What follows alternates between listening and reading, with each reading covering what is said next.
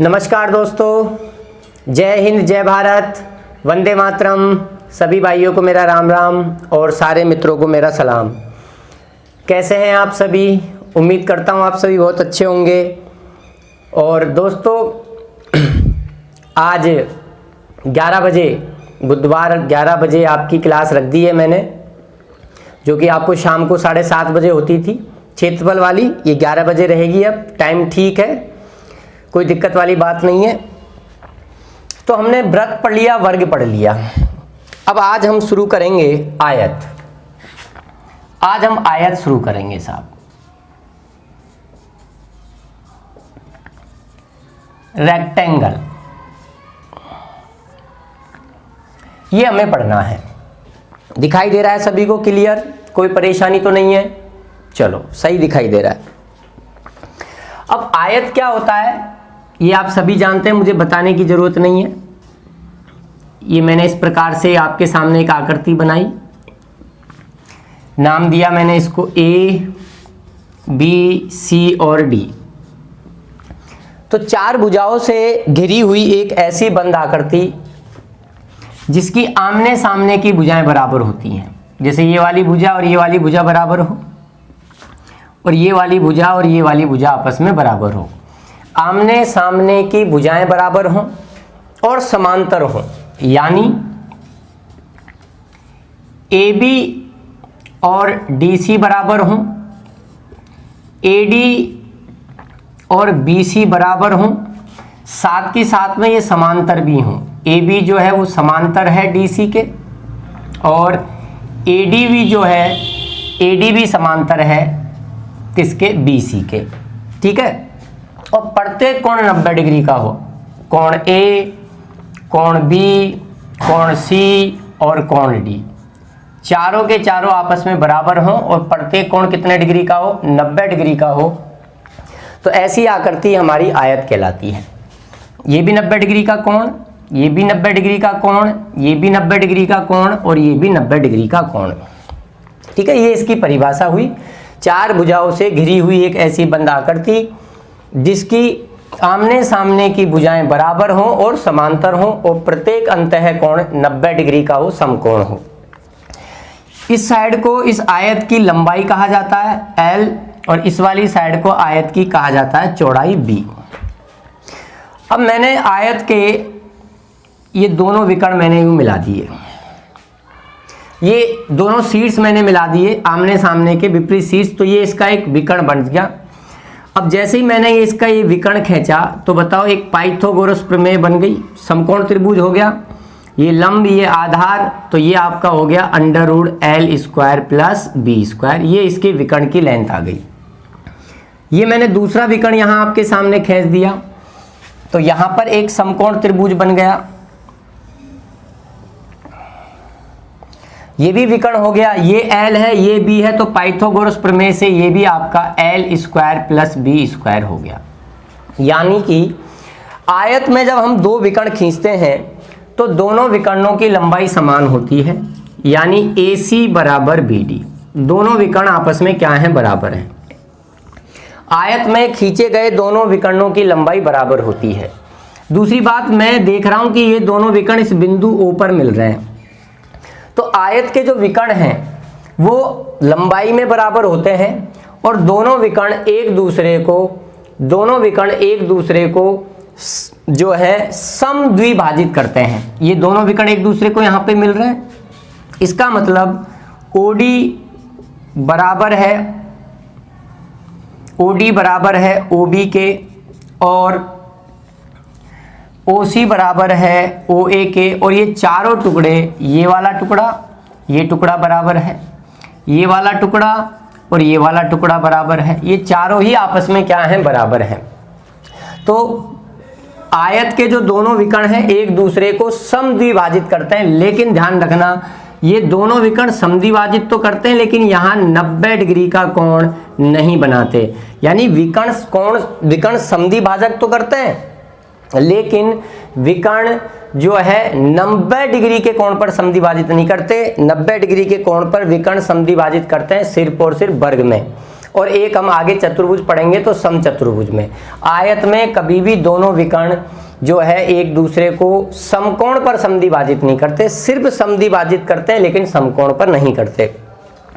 दूसरी बात आगे की मैं और इसमें बातें बता दूं जो हमारे यहाँ क्षेत्रफल में काम आएंगी। बातें तो बहुत हैं लेकिन आधी से ज़्यादा देखो क्षेत्रफल, और एक हम पढ़ेंगे ज्योमेट्री, ज्यामिति, दोनों एक दूसरे से लिंक हैं। कुछ चीज़ें हमें क्षेत्रफल में पढ़नी होती हैं और कुछ चीज़ें हम लोगों को जो है ज्यामिति में पढ़नी होती हैं। तो बाकी चीज़ें हम ज्यामिति में बात करेंगे क्योंकि उनके प्रूफ के लिए हम लोगों को त्रिभुजों की समरूपता और सर्वागमता ये चीज़ें हमें मालूम होनी चाहिए जो अभी हमें मालूम नहीं है।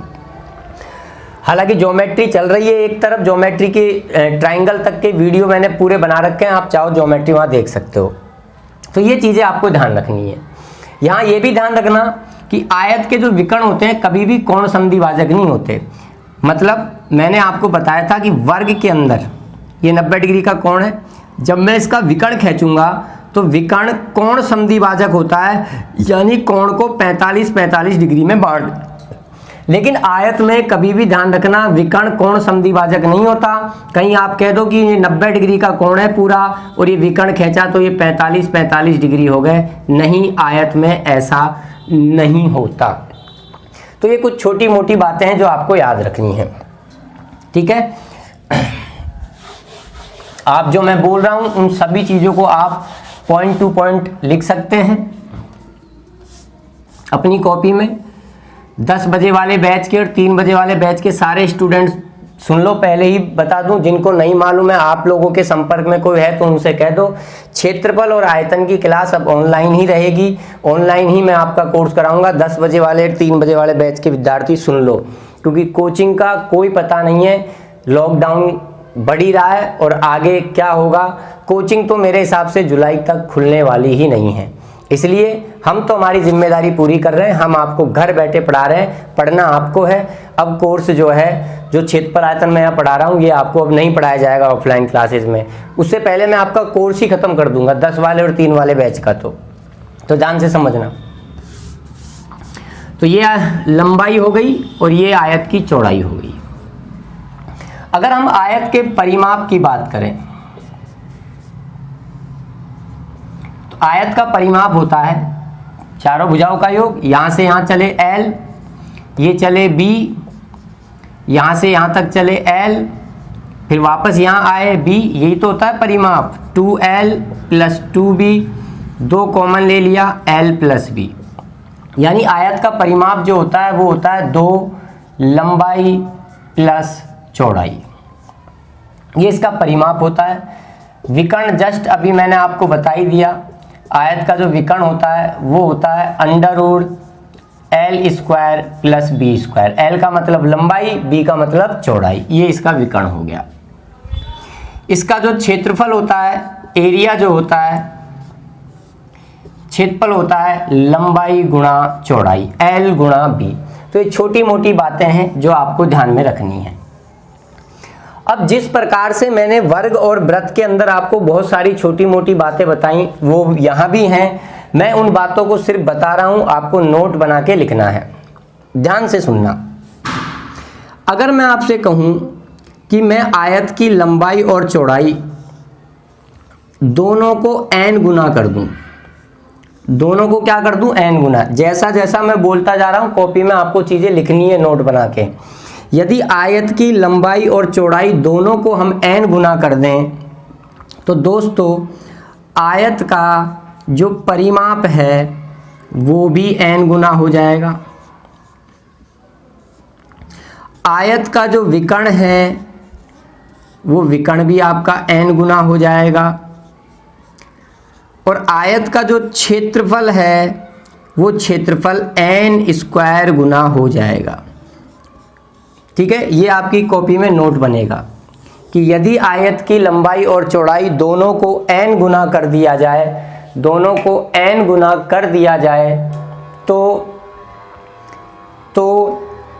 आयत का परिमाप, विकर्ण और क्षेत्रफल पर क्या प्रभाव पड़ेगा। परिमाप n गुना होगा, विकर्ण भी n गुना होगा, लेकिन क्षेत्रफल आपका n² गुना हो जाएगा। सवाल मैं इन पे एक भी नहीं कराऊंगा क्योंकि मैंने इसको व्रत में बहुत ही डिटेल में पढ़ा दिया। ठीक है, अगली बात जो है हमें क्या ध्यान रखनी है समझना। अगर मैं आयत की लंबाई और चौड़ाई दोनों को n गुना कर दूं तो आयत के क्षेत्रफल में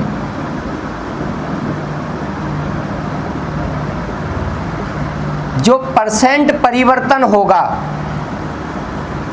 वो प्रतिशत परिवर्तन आप लोगों को कैसे निकालना है बोलो, क्या बताया था, n स्क्वायर माइनस 1 गुणा 100। This is the second note. Second note में लिखो कि यदि आयत की लंबाई और चौड़ाई दोनों को n गुना कर दिया जाए, दोनों को n गुना कर दिया जाए, दोनों को n गुना कर दिया जाए। सेकंड नोट है, अगर आयत की लंबाई और चौड़ाई दोनों को n गुना कर दिया जाए तो आयत के क्षेत्रफल में प्रतिशत परिवर्तन n स्क्वायर माइनस 1 गुणा 100 से ज्ञात करेंगे। n स्क्वायर माइनस 1 गुणा 100 से ज्ञात करेंगे। नोट बना लीजिए फटाफट से कॉपी में अपनी में, जल्दी कीजिए।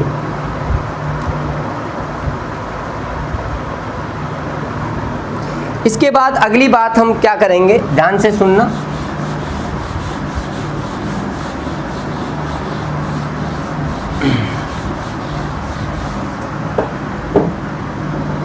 अगली बात ये है, ये थोड़ी इंपॉर्टेंट बात है।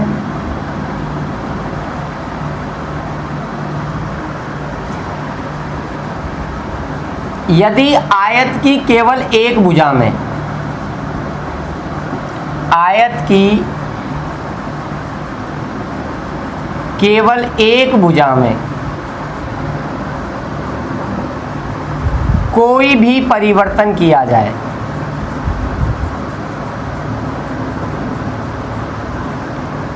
आयत की केवल एक भुजा में मतलब या तो लंबाई में या फिर चौड़ाई में कोई भी परिवर्तन किया जाए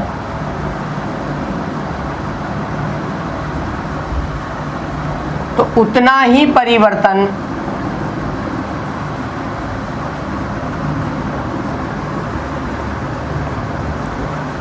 उसके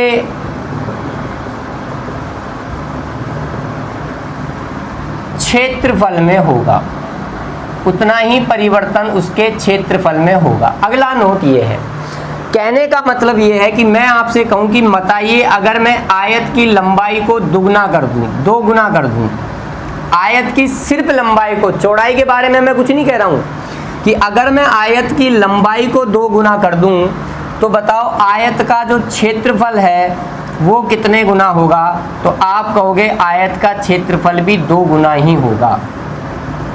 बच्चा यहाँ गलती करता है, वो देखता है आयत की लंबाई को 2 गुना, हमारे सर ने लिखाया था n गुना हो जाए तो क्षेत्रफल जो है n स्क्वायर गुना हो जाता है, वो फटाफट 2 का स्क्वायर 4 गुना करता है।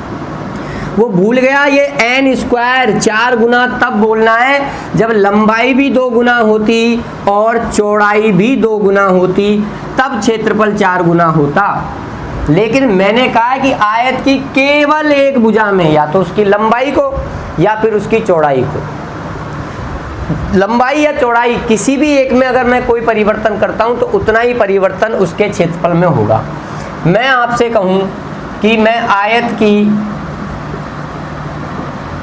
चौड़ाई को, सिर्फ चौड़ाई को 20% बढ़ा दूं, आयत की चौड़ाई को मैं 20% बढ़ा दूं तो बताओ आयत का क्षेत्रफल कितना परसेंट बढ़ेगा, तो भैया 20% ही बढ़ेगा। यहाँ पे तुम गलती करके डॉन सूत्र मत लगा देना, यहाँ गलती करके आप लोग डॉन सूत्र मत लगा देना, बहुत सारे डॉन सूत्र लगाए आएंगे।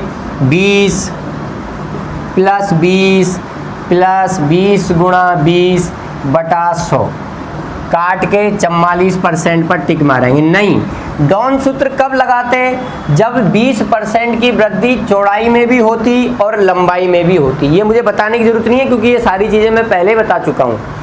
कभी भी क्षेत्रफल में टोटल प्रतिशत परिवर्तन निकालना हो तो डॉन सूत्र लगता है +-a +-b +-ab बटा 100। ये तब लगता जब लंबाई और चौड़ाई दोनों में परिवर्तन दिया जाता, एक परिवर्तन ए की जगह, एक परिवर्तन बी की जगह। अभी मैं इस पे सवाल भी करा दूंगा, लेकिन मैं कह रहा हूँ सिर्फ चौड़ाई मैंने 20% बढ़ाई। अगर मैंने चौड़ाई 20% बढ़ाई है तो इसका मतलब ये हुआ कि मुझे उसके क्षेत्रफल में 20% की ही वृद्धि होगी। ठीक है, इन चीज़ों का ध्यान आपको रखना है। अभी मैं इन सब पे कुछ क्वेश्चन थोड़े थोड़े आपके सामने ले लूँगा।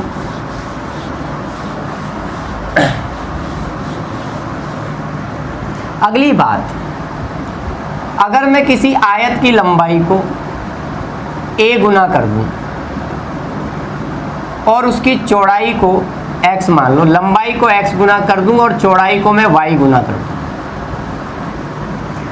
पिछली कहानी में मैंने लंबाई और चौड़ाई दोनों को n गुना किया था, जो परिवर्तन लंबाई में कर रहा था वही चौड़ाई में, लेकिन इस बार मैंने दोनों परिवर्तन अलग अलग करे। तो ध्यान रखना, अगर लंबाई और चौड़ाई को x और y गुना कर दिया जाए तो उस आयत का जो क्षेत्रफल होगा वो क्षेत्रफल एक्स वाई गुना हो जाएगा, एक्स वाई गुना हो जाएगा। और क्षेत्रफल में परसेंट में परिवर्तन, प्रतिशत परिवर्तन कैसे निकालोगे? एक्स वाई -1 गुणा 100 से। ये आपकी कॉपी में अगला नोट डलेगा कि यदि आयत की लंबाई को x गुना कर दिया जाए और चौड़ाई को y गुना कर दिया जाए तो आयत का क्षेत्रफल एक्स वाई गुना हो जाएगा। आयत का क्षेत्रफल एक्स वाई गुना हो जाएगा। आप अपनी कॉपी में नोट बनाएं, इसीलिए मैं सारी चीज़ें बोल रहा हूँ। फिर से बोल रहा हूँ, आयत की लंबाई को x गुना कर दिया जाए, चौड़ाई को y गुना कर दिया जाए तो क्षेत्रफल एक्स वाई गुना हो जाएगा। तथा क्षेत्रफल में प्रतिशत परिवर्तन, एक्स वाई -1 गुणा 100 से ज्ञात किया जाएगा। एक्स वाई -1 गुणा 100 से ज्ञात किया जाएगा। तो आपने लिख लिया होगा, नोट कर लिया होगा। अब आइए कुछ क्वेश्चंस हम इन पे ले लेते हैं। मान लो मैंने क्वेश्चन लिया, यदि आयत की लंबाई को 3 गुना तथा चौड़ाई को 4 गुना कर दिया जाए तो उसका क्षेत्रफल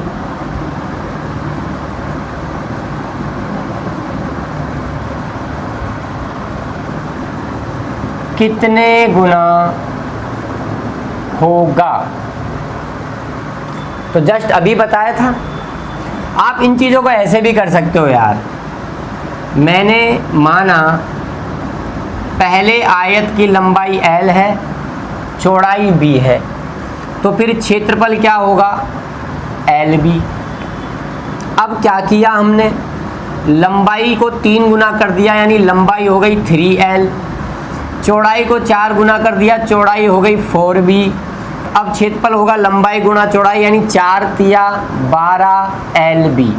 तो पहले LB था, अब LB 12 से गुणा हो रहा है, तो हम कहेंगे क्षेत्रफल 12 गुना हो जाएगा। या सीधा भी कह सकते थे 4 तिया 12 गुना हो जाएगा।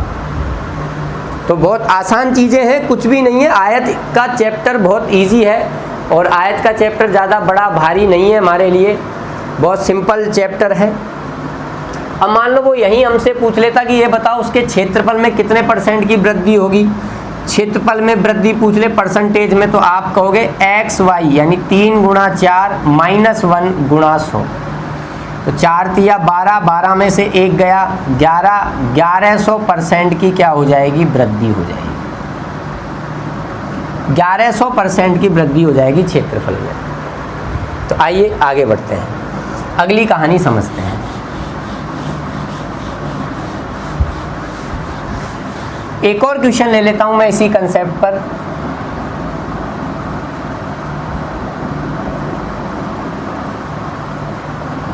यदि आयत की लंबाई को 2 गुना तथा चौड़ाई को 1/3 कर दिया जाए, 1/3 कर दिया जाए,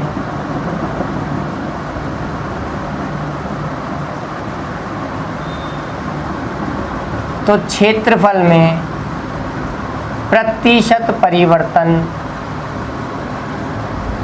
क्षेत्रफल में प्रतिशत परिवर्तन बताइए, क्षेत्रफल में प्रतिशत परिवर्तन बताइए। आइए, लंबाई को 2 गुना कर दिया, चौड़ाई को 1/3 कर दिया, तो x गुणा वाई माइनस 1 गुणा 100, ये आपका हो गया 2/3 माइनस 1 गुणा 100। 3 लघुत्तम लेंगे तो माइनस का 3 हो जाएगा, 2 में से माइनस 3 करेंगे तो माइनस का 1/3 गुणा 100। जब 3 से इसको काटेंगे तो ये आ जाएगा माइनस में 33 सही 1/3%। और माइनस किस चीज़ को रिप्रेजेंट करता है? माइनस रिप्रेजेंट करता है वृद्धि को कि कमी को? बोलो, कमी को। तो हम कहेंगे क्षेत्रफल में 33 सही 1/3% की वृद्धि कर दी, वो सॉरी कमी हो जाएगी। फटाफट से स्क्रीनशॉट लो क्वेश्चन का, या लिखना है तो लिखो, मैं आपको थोड़ा सा समय दे रहा हूँ।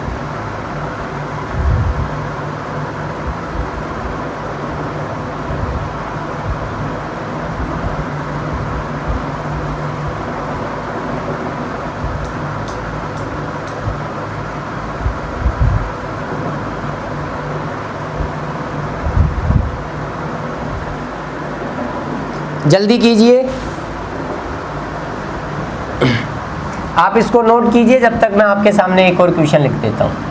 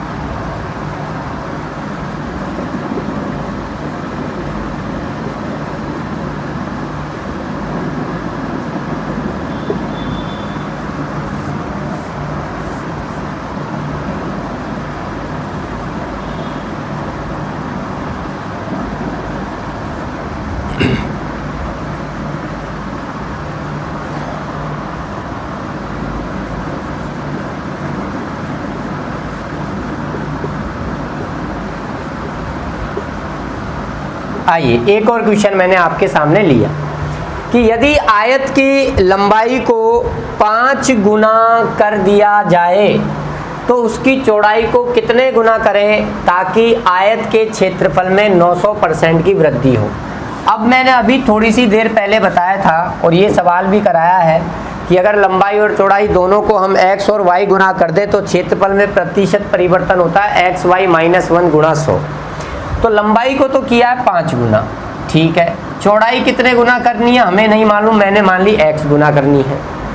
तो 5x माइनस 1 गुणा 100, इससे आयत में परसेंट परिवर्तन आएगा क्षेत्रफल में। ये परिवर्तन आपको 900 उसने दे रखा है, तो बराबर में आपका 900 आ गया। 2 जीरो से एक आपका कट गया। 5x माइनस 1 बराबर 9, ये माइनस का एक उधर जाएगा, प्लस का हो जाएगा। 5x बराबर 10, तो 5 दूनी 10, x बराबर आ गया 2, यानी हमें उसकी चौड़ाई 2 गुना करनी होगी, तब जाके आयत का क्षेत्रफल 900% बढ़ जाएगा। तो बहुत आसान चीज़ें हैं, कोई बड़ी बात इनके अंतर्गत नहीं है। फटाफट से नोट करो चीज़ों को। मैं थोड़ा साइड में हो जाता हूँ, स्क्रीनशॉट ले लीजिए।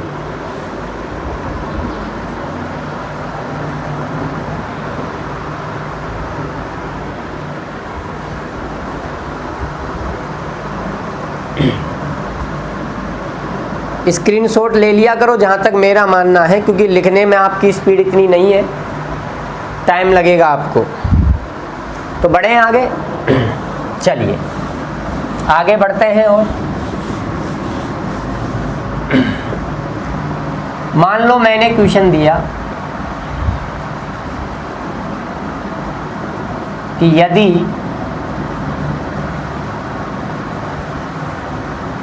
आयत की लंबाई में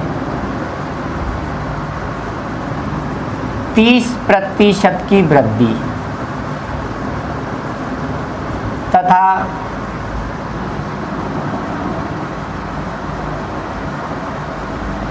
चौड़ाई में 20% की कमी कर दी जाए तो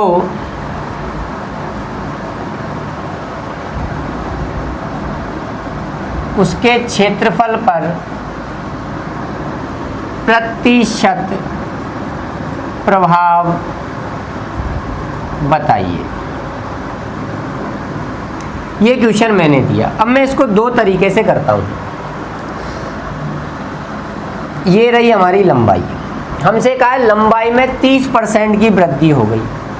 आप सभी जानते हैं 30% का फ्रैक्शन बनता है 3/10, यानी लंबाई में आपने 3/10 की वृद्धि कर दी। इसका मतलब उसकी पहले लंबाई 10 थी, पहले लंबाई 10 थी, अब तुमने लंबाई 3 बढ़ा दी, यानी अब लंबाई 13 हो गई। मैं समझता हूँ आपको परसेंटेज का नॉलेज होगा, मैंने पढ़ाया भी है। अधिकतर जो लोग देख रहे हैं इस वीडियो को उनको नॉलेज होगा, मैंने पढ़ाया है। और परसेंटेज में मैं 99% सवाल फ्रैक्शन मेथड से ही कराता हूँ। फिर कह रहा है चौड़ाई में 20% की कमी हो गई, तो 20% का फ्रैक्शन क्या बनता है 1/5। परसेंटेज हटाते हैं, 100 का भाग लगाते हैं, 20/100, 20 पंजे 100, 1/5। चौड़ाई में 20% की कमी कर दी, यानी चौड़ाई में 1/5 की कमी कर दी, यानी चौड़ाई पहले आपकी 5 थी, 1 की कमी कर दी, अब चौड़ाई आपकी 4 हो गई। तो जब लंबाई और चौड़ाई 10 और 5 हो तो आयत का क्षेत्रफल क्या होगा बोलो? आप कहोगे 10 पंजे 50। जब लंबाई 13 और चौड़ाई 4 हो तो आयत का क्षेत्रफल क्या होगा बोलो? 13 चौका 52। तो क्षेत्रफल पहले 50 था, अब 52 है, बढ़ गया। कितने की वृद्धि हो गई? 2 की। तो परसेंटेज वृद्धि निकालना आप सभी जानते हैं, कितना ज़्यादा? 2 ज़्यादा। किससे ज़्यादा? 50 से ज़्यादा, गुणा 100। तो ये आपका आ गया 50 दूआ 100, 2 दूनी 4। 4% की आयत में क्या हो गई? क्षेत्रफल में वृद्धि हो गई। या फिर आप इस सवाल को सक्सेसिव मेथड से, यानी जिसे मैं कहता हूँ डॉन सूत्र बोलता हूँ, जो मैंने आपको पहले बता दिया, वृत्त के अंदर पढ़ा दिया। डॉन सूत्र plus minus A plus minus B plus minus AB/100 से भी ज्ञात कर सकते हो। 1% ए है, 1% बी है। वृद्धि के लिए प्लस चलता है, कमी के लिए माइनस चलता है। तो लंबाई में 30% की वृद्धि यानी प्लस का 30, चौड़ाई में 20% की कमी यानी माइनस का 20, ये वाला। अब ए और बी दोनों को गुणा करना है, यानी कि 30 को और 20 को गुणा करना है, बटा में 100।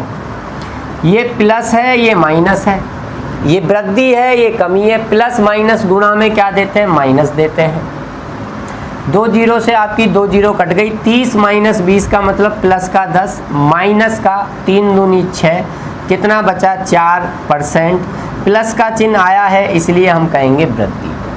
तो ये कुछ छोटी मोटी बातें हैं जो आपको मालूम होनी चाहिए, ठीक है। फटाफट से चीज़ों को नोट करो, कैसे भी कर लो, फ्रैक्शन से कर लो, चाहो तो डायरेक्ट सक्सेसिव मेथड लगा लो, किसी भी मेथड से आप चाहो सवाल को बना सकते हो, कोई बड़ी बात इसके अंतर्गत नहीं है। और हम उम्मीद कर रहे हैं समझ में आ रहा है। समझ में आ रहा है कि नहीं आ रहा, फटाफट से कमेंट में लिखकर बताओ हाँ या ना, जल्दी कीजिए। और वीडियो को लाइक और शेयर कर दो यारो। अभी जितने लोग देख रहे हैं उतने ही भी लाइक नहीं है। ये चीज़ें आपको कहनी पड़ती हैं, हमें बार बार बताओ, लाइक तो बनता है यार।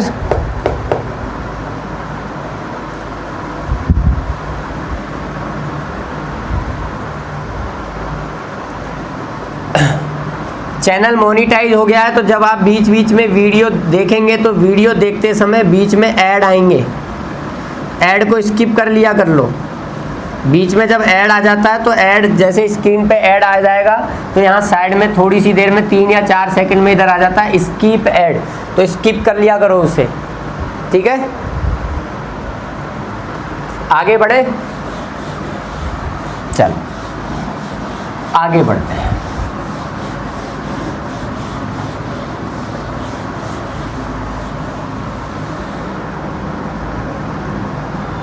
तो आइए समझिए नेक्स्ट क्वेश्चन और क्या बनता है।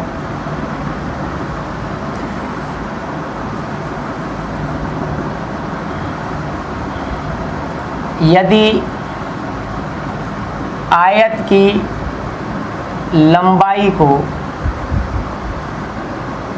25%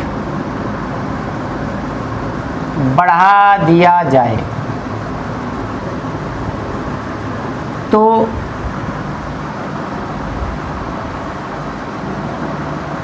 उसकी चौड़ाई में कितने प्रतिशत की कमी करें ताकि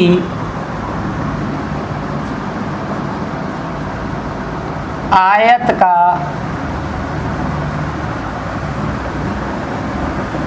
क्षेत्रफल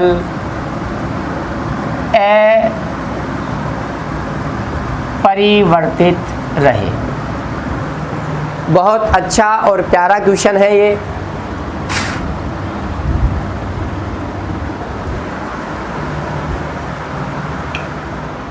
मैं फैन ऑफ कर देता हूँ, क्या है थोड़ा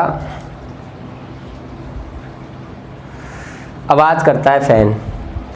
तो आयत की लंबाई को 25% बढ़ा दें, तो हमसे कह रहा है भाई आप भी जानते हैं अगर मैं आयत की लंबाई 25% बढ़ाऊंगा तो उसका क्षेत्रफल भी 25% बढ़ जाएगा। लेकिन वो कह रहा है नहीं, क्षेत्रफल नहीं बढ़ना चाहिए, क्षेत्रफल अपरिवर्तित रहना चाहिए। तो बताओ फिर आपको उसकी चौड़ाई में कितने % की कमी करनी चाहिए। तो देखो दोस्तों, इसकी देखो ये सारे सवाल ऑलरेडी से परसेंटेज वाले चैप्टर में भी पढ़ चुके हैं। अगर 10 बजे वाले और 3 बजे वाले बैच के बच्चे इसको देख रहे हैं तो वो जानते हैं कि ये चीज़ें हम परसेंटेज में भी पढ़ चुके हैं। वहाँ भी मैं पढ़ाऊँगा, अगर कोई रह गया है तो वो पढ़ लेगा बाद में। तो लंबाई 25% बढ़ा दी,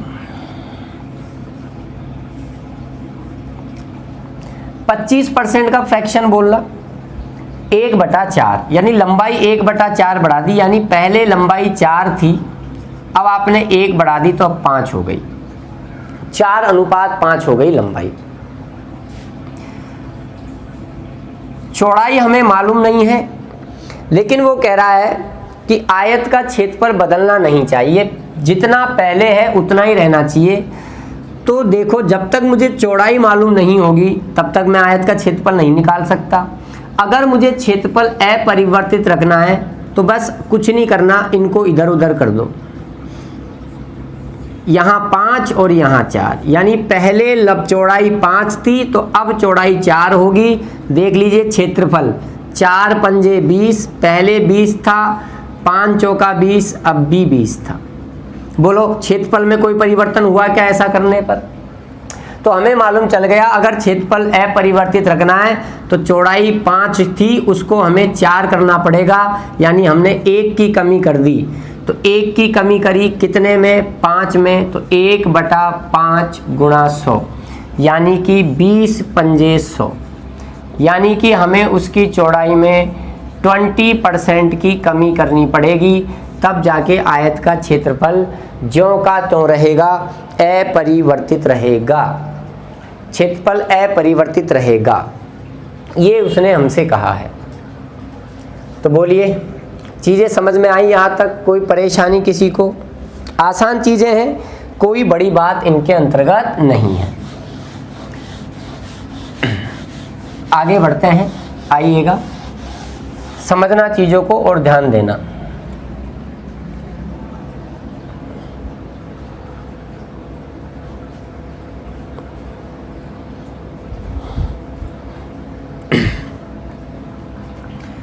समझना अगला कंसेप्ट।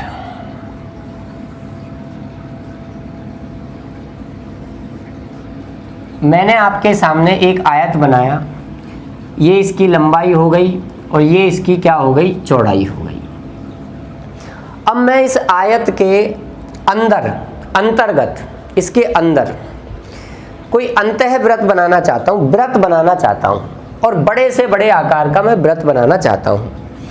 तो मुझे बताओ, अगर मैं इसके अंतर्गत बड़े से बड़े आकार का अगर वृत्त बनाऊंगा तो क्या उस वृत्त, वो वृत्त क्या इसकी चारों साइडों को स्पर्श करेगा? क्या आप कहोगे नहीं, चारों साइडों को स्पर्श नहीं कर सकता। अगर आप चारों साइडों को स्पर्श कराओगे तो इस प्रकार से क्या ये वृत्त बनेगा? नहीं, ये एक परवलयाकार आकृति बन गई। तो चारों साइडों को तो स्पर्श नहीं कर सकता। क्या 3 को कर सकता है? बिल्कुल 3 को कर सकता है, इस प्रकार से। तो मैंने इसके अंदर ये अधिकतम आकार का एक वृत्त बना दिया।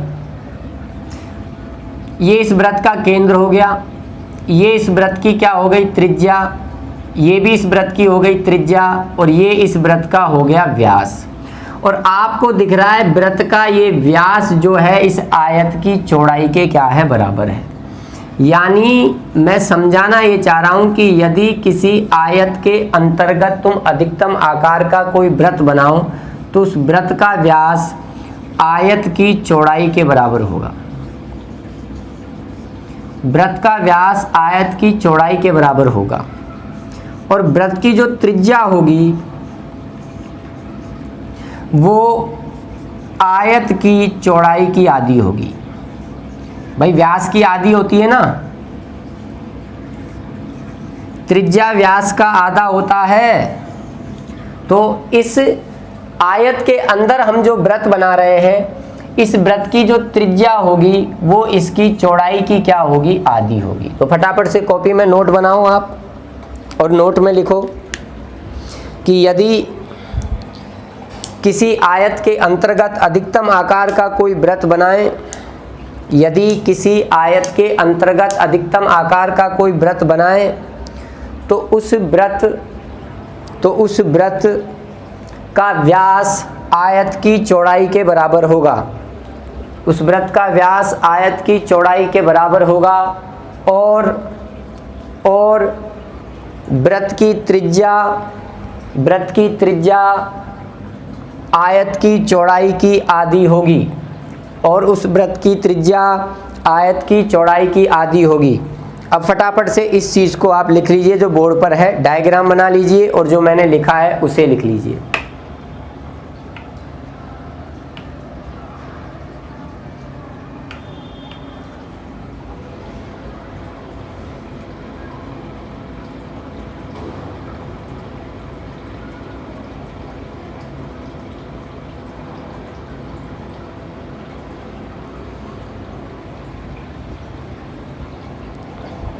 नोट कर लिया सभी ने? चलिए आगे बढ़ते हैं। ये तो मैंने इसके अंदर वृत्त बनाया, क्या मैं बाहर वृत्त बना सकता हूं? तो आप कहेंगे बिल्कुल बना सकते हैं। ये मेरे पास एक आयत है, और इस आयत के चारों शीर्षों से इस प्रकार गुजरते हुए एक वृत्त बनाया। थोड़ा सा टेढ़ा बन गया है, दोबारा बना देता हूं।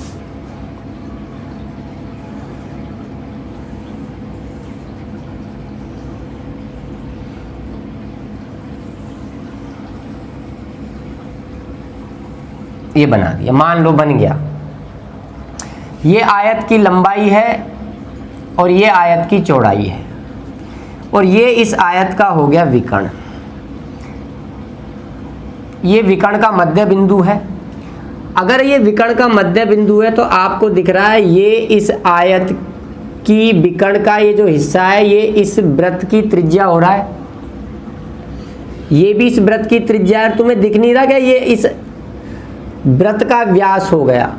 तो कहना मैं ये चाह रहा हूं कि यदि किसी आयत के परिगत चारों शीर्षों को स्पर्श करते हुए तुम कोई वृत्त बनाओ तो उस वृत्त का जो व्यास होगा वो आयत के विकर्ण के बराबर होगा,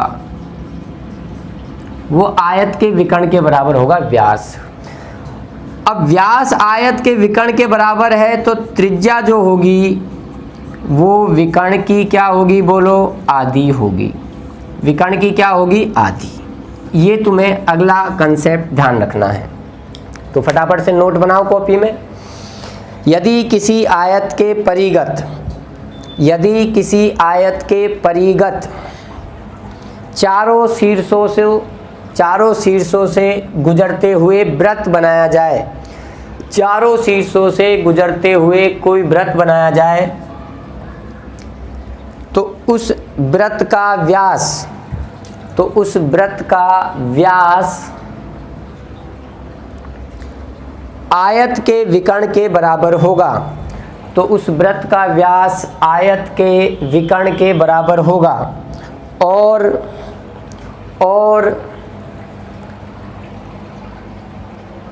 वृत्त की त्रिज्या आयत के विकर्ण की आधी होगी और वृत्त की त्रिज्या आयत के विकर्ण की आधी होगी और वृत्त की त्रिज्या आयत के विकर्ण की आधी होगी। और फटाफट से ये डायग्राम बनाया है, इसको बना लो और जो लिखा है उसे लिख लो। स्पीड बढ़ा लो आप लोग अपनी, और अगर समस्या है तो वीडियो को पॉज कर लिया करो। आगे चली जाएगी ऐसा मत सोचना, जो जहाँ पर पॉज करेगा अगर तुम उसको चलाओगे तो वापस वो वहीं से चलेगी।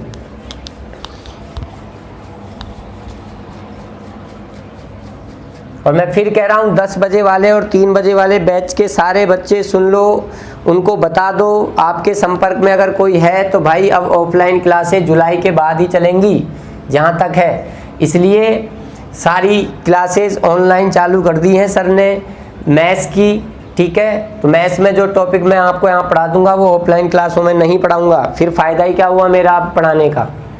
आप भी समझदार हो, मैं भी आराम करना जानता हूँ, सब दिन आराम करूँ खूब, लेकिन आपके लिए हम मेहनत कर रहे हैं। तो चलिए आगे बढ़ते हैं। अब इनके ऊपर वो हमसे कैसे क्वेश्चन पूछेगा ध्यान से सुनना।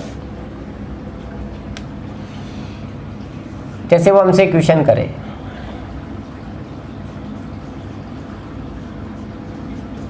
यदि किसी आयत की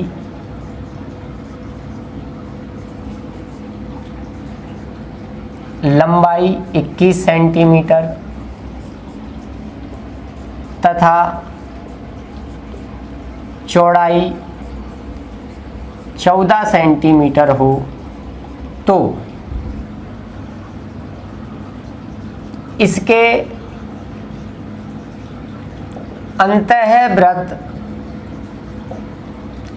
अंतःवृत्त का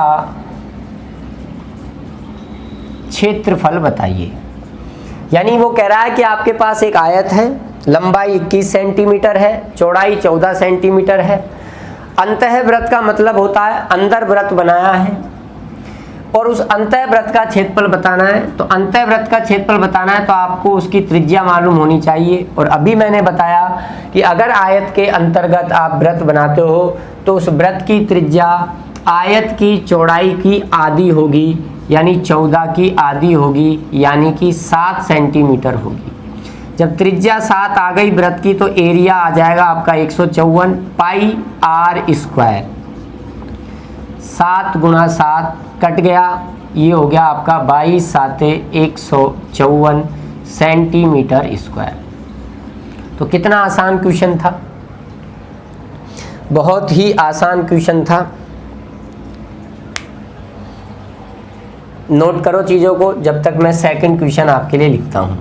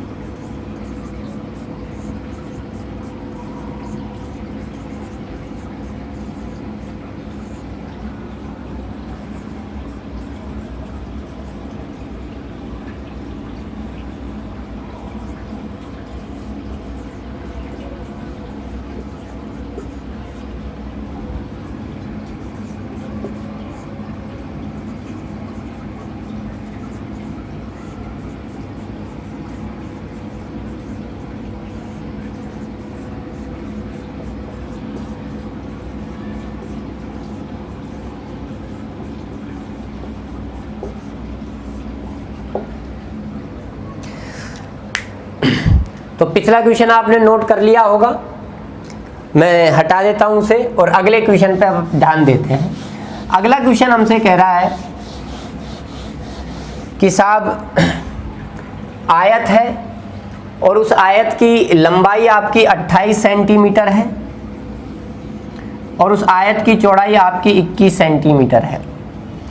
इसके परिवृत्त की हमें परिधि बतानी है। परिवृत्त मैं आपको अभी बता चुका हूं, चारों शीर्षों से गुजरे बाहर जो वृत्त बने। अब देखो, हम जानते हैं कि अगर हमें परिवृत्त की परिधि बतानी है तो सबसे पहले हमें उस परिवृत्त की त्रिज्या चाहिए, और परिवृत्त की त्रिज्या जो है वो उसके आयत के विकर्ण की क्या होती है, आधी होती है।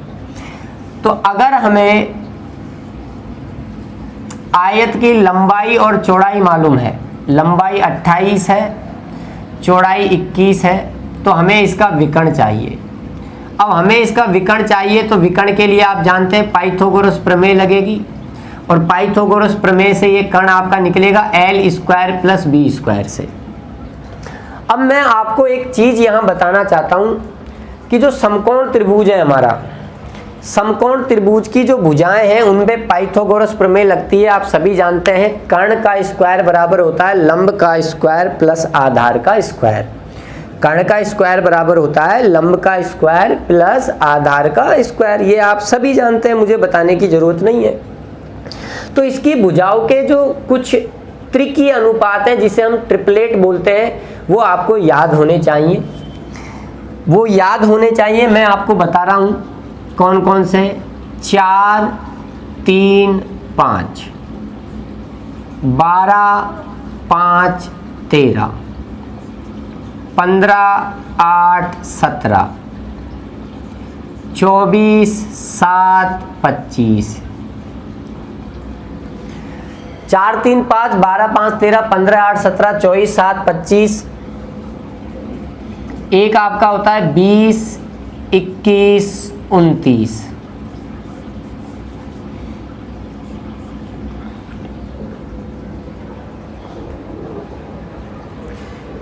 और एक और आप लिख लीजिए 60, 11, 61। ये कुछ हैं जो आपको याद करने हैं, मेन जो हमारे एग्जाम में आते हैं। 4, 3, 5, 12, 5, 13, 15, 8, 17, 24, 7, 25, 20, 21, 29, 60, 11, 61। और इसमें ये जो सबसे बड़ी साइड जो मैंने तीसरे स्थान पर लिखी है, ये समकोण त्रिभुज का होता है कर्ण। ये समकोण त्रिभुज का होता है कर्ण। बाकी ये जो दोनों भुजाएं बची हुई हैं ये लंब और आधार होती हैं, लेकिन जो सबसे बड़ी साइड होती है वो कर्ण होती है। तो ये ट्रिपलेट आपको याद होना चाहिए। 4, 3, 5, 12, 5, 13, 15, 8, 17, 24, 7, 25, 20, 21, 29, 60, 11, 61। ये आपको याद होना चाहिए। अब देखो मैं आपको बता देता हूँ। 4 का स्क्वायर प्लस 3 का स्क्वायर, तो 4 का स्क्वायर आपका होगा 16, 3 का स्क्वायर होगा आपका 9, 16 और 9 को जोड़कर स्क्वायर करके अंडर रूट ही तो लोगे कर्ण निकालने के लिए। 25, 25 का अंडर रूट आपका क्या आएगा 5, यानी कर्ण आ जाएगा, यानी आयत का विकर्ण आ जाएगा। बात तो वही है, समकोण त्रिभुज का कर्ण बोल लो, आयत के लिए विकर्ण बोल लो। तो देखो 5 आया कि नहीं आया। 12, 5 में देख लो, 12 का स्क्वायर 144, 5 का स्क्वायर 25, 144 और 25 आपके कितने हो जाएंगे बताइए, 169, 169 का अंडर रूट 13। 15 का स्क्वायर 225, 8 का स्क्वायर 64, 225 और 64 को जोड़ोगे 289, 289 का वर्गमूल 17। ऐसे ही ये सारी आगे चीजें भी हैं, तो ये आपको याद होनी चाहिए। ठीक है, ये कुछ इंपॉर्टेंट बातें हैं जो आपको याद होनी चाहिए। तो फटाफट से आप चाहो तो चीज़ों को नोट कर सकते हो, चीज़ों को आप नोट कर सकते हो, जल्दी कीजिए। ये त्रिकीय अनुपात हैं जो आपको याद होने चाहिए।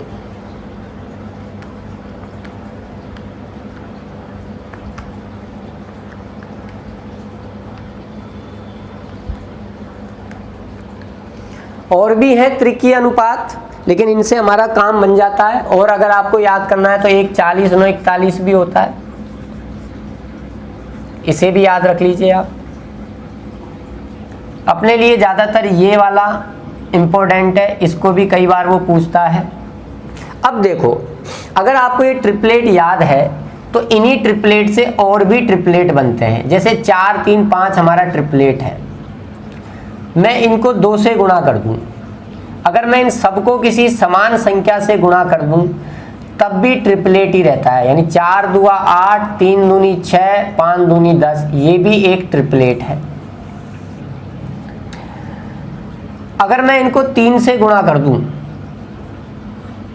तो 4 तिया 12, 3 तिया 9 और 5 तिया 15, यानी 12 9 15 भी एक क्या है, ट्रिपलेट ही है। ये भी एक ट्रिपलेट है।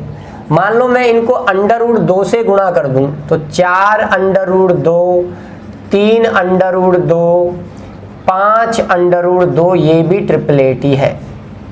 जैसे 4 3 5 है, मैं इनका आधा कर दूं तो 2, 1.5, 2.5, ये भी एक ट्रिपलेट है। यानी त्रिकीय अनुपात को तुम किसी भी संख्या से गुणा कर दो या किसी भी संख्या का उसमें तुम भाग लगा दो, उसके बावजूद भी वो ट्रिपलेट ही बना रहता है। तो ये आपको याद रहने चाहिए। अब हम हमारे सवाल पर आ जाते हैं। मैं फिर कह रहा हूँ, आपको ये ट्रिपलेट याद होने चाहिए। मैं एक बार इनको और बता दूंगा जब मैं आपको समकोण त्रिभुज पढ़ाऊंगा, और ट्रिपलेट बनाना भी सिखा दूंगा कि ट्रिपलेट हम कैसे बनाते हैं, वो भी मैं आपको सिखा दूंगा वहां पे। ठीक है, कि किसी भी सम संख्या के लिए ट्रिपलेट कैसे बनता है, विषम संख्या के लिए ट्रिपलेट कैसे बनता है, वो मैं आपको वहां सिखा दूंगा। तो ये 28 है, ये 21 है। या तो आप पाइथागोरस प्रमेय लगाओ, लेकिन मुझे दिख रहा है कि ये दोनों 7 से कट रहे हैं। देखो 7 तिया 21, 7 चौका 28, 7 के मल्टीपल हैं तो ये 3, ये 4, तो ये आपका 5 होगा। तो 7 तिया 21, 7 चौका 28, तो ये हो जाएगा आपका 7 पंजे 35। यानी आपका कर्ण जो है, विकर्ण जो है आयत का, वो 35 है। अगर विकर्ण 35 है तो त्रिज्या हो जाएगी 35 की आधी। हमसे पूछिए परिधि, तो बताओ वृत्त की परिधि क्या होती है। तो वृत्त की परिधि होती है 2πr। 2πr, r कितना है, 35/2। 2 से 2 कैंसिल हो गया, 7 पंजे 35, 22 पंजे 110 सेंटीमीटर। उस परिवृत्त का जो है परिधि निकल कर आ जाएगी। उस परिवृत्त की परिधि निकल के आ जाएगी। तो चीज़ों को नोट कीजिए फटाफट से। तो ये कुछ छोटी मोटी बातें मैंने आपको बताई। मैं फिर कह रहा हूँ, ट्रिपलेट याद होने चाहिए। भली मैं फिर लिख देता हूँ, 4 3 5, 12 5 13, 15 8 17, 24 7 25, 40 9 41, 40 9 41, 20 21 29, 60 11 61, ये याद होने चाहिए। और किसी भी ट्रिपलेट को किसी भी समान संख्या से गुणा करने पर भी वो ट्रिपलेट ही बना रहता है। चलो मैं आपको अभी ट्रिपलेट बनाना सिखा ही देता हूँ। चलो आप ट्रिपलेट बनाना सीख ही लो। चलो ध्यान से देखना, समझना इधर। विषम संख्या का ट्रिपलेट बनाना सिखाता हूं आपको, विषम संख्या के लिए।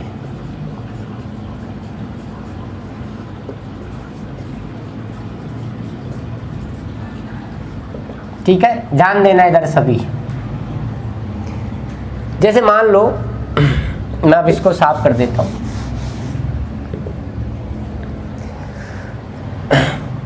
मान लो मैंने 5 ही लिया। मैंने आपके सामने जो है, अगर मुझे ट्रिपलेट बनाना है तो मैंने आपके सामने मान लो 5 ही लिया। अब 5 के लिए मुझे ट्रिपलेट बनाना है। तो आइए देखो 5 का ट्रिपलेट, विषम संख्या का ट्रिपलेट कैसे बनाते हैं। सबसे पहले जैसे मुझे 5 का ट्रिपलेट, 5 के लिए ट्रिपलेट निकालना है। समकोण त्रिभुज की एक भुजा अगर 5 है तो बाकी 2 भुजाएं मुझे लानी है। तो पहले आप 5 का स्क्वायर करो। 5 का स्क्वायर क्या होगा, 25।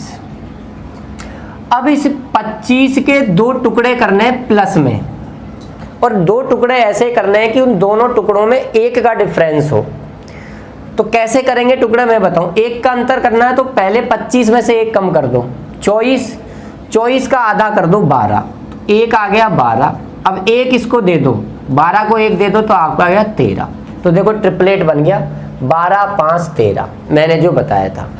और सबसे बड़ी भुजा जो आएगी वो 13 आएगी कर्ण। यानी अगर हमें ट्रिपलेट बनाना है ना किसी संख्या के लिए, तो हम कर्ण से नहीं बना सकते, हम कर्ण से नहीं बना सकते, ध्यान रखना। हम बनाएंगे लंब से या आधार से। जैसे और देखो,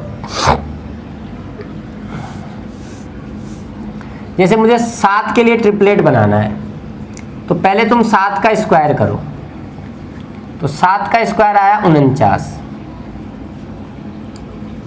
अब 49 के 2 हमें प्लस में योग में ऐसे टुकड़े करने हैं कि उनमें 1 का अंतर आना चाहिए दोनों। तो मैंने सिखाया इसमें 1 कम कर दो 49 में। 48 का आधा करो, 48 का आधा करो 24 लिख दो, और 1 इस 24 को दे दो, तो 24 को 1 दो दोगे तो 25 हो जाएगा। तो देखो ट्रिपलेट बन गया 24, 7, 25। बना कि नहीं बना बोलो। जैसे मुझे 11 के लिए ट्रिपलेट बनाना है, तो 11 का स्क्वायर करो 121।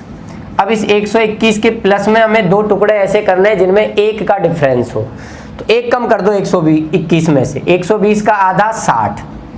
अब 60 को 1 दे दो 61। तो देखो ट्रिपलेट आ गया 60, 11, 61। जैसे मुझे 9 का ट्रिपलेट बनाना है, अब देखो मैंने 9 में आपको बताया, याद करो 40, 9, 41। तो 9 का स्क्वायर करो 81।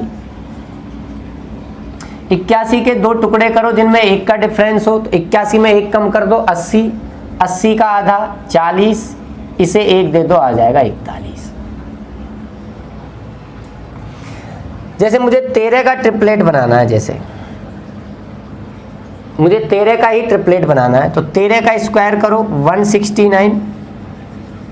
1 कम करो 168। 168 का आधा करो। जब 168 का आधा करोगे तो कितना आएगा बोलो। 168 का आधा करोगे तो 84। 84 को 1 दे दो 85। तो ये ट्रिपलेट बन गया 13, 84, 85 भी एक ट्रिपलेट है दोस्तों। हालांकि मैंने लिखाया नहीं, मैंने वही लिखा है जो हमारे एग्जाम में आते हैं। तो ट्रिपलेट तो बहुत सारे हैं, अंत थोड़ी ना, बहुत सारे हैं, पर मैं बनाना सिखा रहा हूं। तो अगर हमें किसी भी विषम संख्या का ट्रिपलेट निकालना है तो ऐसे हम उसका ट्रिपलेट निकालेंगे। जैसे मान लो बहुत सारी चीजें हैं, ठीक है, तो समझ गए होंगे। ये तो था विषम संख्या के लिए। अगर मान लो मुझे सम संख्या का ट्रिपलेट बनाना हो कभी भी, किसी भी सम संख्या के लिए, क्या पता आपको ये चीजें याद रह जाएं और कहीं आपके काम आ जाए, इसलिए मैं बता देता हूं। जैसे मुझे 8 का ट्रिपलेट बनाना है, 8 हमारी सम संख्या है, तो पहले आप इसका स्क्वायर करो 64। अब 64 का आधा करो, स्टेप ध्यान देना क्या आ गई 32। पहले स्क्वायर करो फिर उसका आधा करो, कितना आया 32। अब इस 32 के 2 टुकड़े ऐसे करने हैं जिनमें 2 का डिफरेंस हो। सॉरी, अब इस 32 के 2 टुकड़े ऐसे करने हैं जिनमें 2 का डिफरेंस हो। कैसे करोगे। 1 का डिफरेंस लाने के लिए क्या किया था, 1 कम करके फिर आधा कर दिया था। तो 2 का डिफरेंस लाना है तो पहले 2 कम कर दो 32 में से, 30 का आधा 15। अब 15 को 2 दे दो 17। तो ये ट्रिपलेट बन गया 15, 8, 17। बोलो बना कि नहीं बना, बोलिए।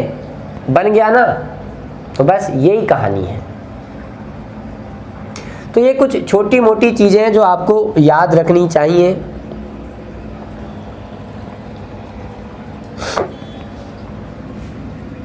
जैसे 4 का ले लो, 4 के लिए बनाना है तो 4 का स्क्वायर करो 16। 4 का स्क्वायर किया 16, 16 का आधा किया 8।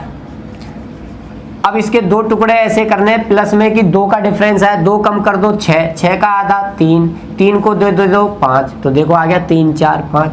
तो तो किसी भी तरीके से आप चाहो तो ट्रिपलेट बना सकते हो। तो मैंने आपको विषम संख्या सम संख्या के ट्रिपलेट भी बनाना सिखा दिया, ठीक है। और मैं दोबारा बता दूंगा ये ट्रिपलेट आपके लिए। तो अब मुझे आप बताओ आज की क्लास कैसी रही? बढ़िया, मस्त, शानदार। तो अभी भी जिन लोगों ने लाइक नहीं किया है यारों, लाइक कर दो, शेयर कर दो यार, ज़्यादा से ज़्यादा शेयर करो, लाइक करो। अब एक कैंडिडेट एक से ज़्यादा लाइक नहीं कर सकता कि दबाते रहो। एक बार लाइक कर दिया, दोबारा बटन दबा दिया तो अनलाइक हो जाएगा। तो ये आपको ध्यान रखना है, लाइक करो, शेयर करो।